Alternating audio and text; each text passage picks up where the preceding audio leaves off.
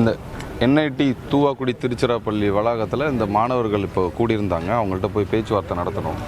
இன்ஸ்டியூஷன்லேருந்து director and other staff வந்திருந்தாங்க. நான் போய் பேச்சுவார்த்தை நடத்தினேன்.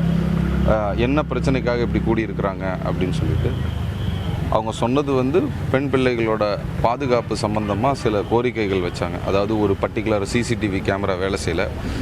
அதே போல் இந்த பாலியல் சீண்டலுக்கு உண்டான பொண்ணு அந்த இஷ்யூவை ரேஸ் பண்ணும்போது அந்த வார்டன் அவங்க கொஞ்சம் ஹார்ஷாக பேசின மாதிரியும் சப்போர்ட் பண்ணாத மாதிரி அவங்க ஃபீல் பண்ணாங்க.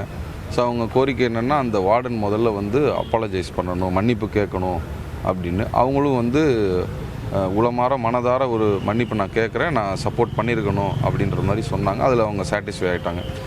பாதுகாப்பு சம்மந்தமாக சில கோரிக்கைகள் வச்சாங்க. அதையும் இப்போ நடைமுறைப்படுத்திட்டு நாளைக்குள்ளே ஒரு ஆர்டர் இஷ்யூ பண்ணுறேன்னு என்ஐடி மேனேஜ்மெண்ட்லேருந்து சொல்லியிருக்கிறாங்க.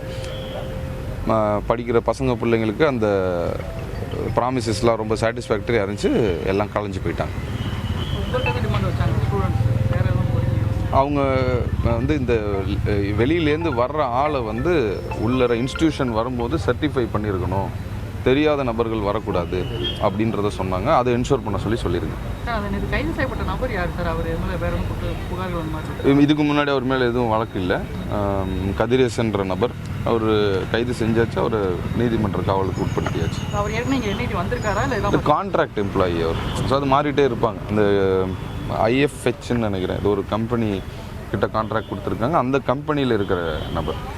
மற்ற மாணவர்களிடம் நீங்கள் சொன்ன மாதிரி எதுவும் தகவல் எதுவும் கேட்கறதுக்கு எதுவும்? ஸோ அவங்களோட கோரிக்கையில் ஒரு கோரிக்கை வந்து இப்போ நாங்கள் இந்த போராட்டம் பண்ணோம், இது சம்மந்தமாக எங்களை எதுவும் தொடர் நடவடிக்கை இருக்கக்கூடாது, நாங்கள் வந்து இன்ஸ்டியூஷனுக்கு எதிராக பண்ணிட்டோன்னு அதை நான் அப்போவே என்ஷூர் பண்ணிட்டேன். கூடுதலாக இனி வரும் காலங்களில் காவல்துறை எப்படி அணுகிறதுன்னு சொன்னாங்க. அப்புறம் அந்த ஹெல்ப்லைன் நம்பர் கொடுத்துருக்குறோம். அதை போஸ்டராகவும் ஒட்டுறேன்னு சொல்லியிருக்கேன். என்னுடைய வாட்ஸ்அப் நம்பரை போஸ்டராகவும் ஒட்டுறேன்னு சொல்லியிருக்கேன். யாருக்கா ஏதாவது பிரச்சனை இருந்துச்சுன்னா உடனே தொடர்பு கொள்ளுங்கன்னு சொல்லியிருக்கேன்.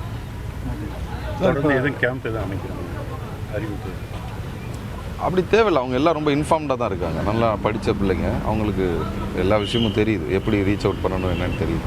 இப்போ இந்தியன் பப்ளிக் ஸ்கூலுக்கு வந்து மிரட்டல் வந்துருக்கு சார். அது சம்மந்தமாக ஏன்னா அவங்களுக்கு ஒரே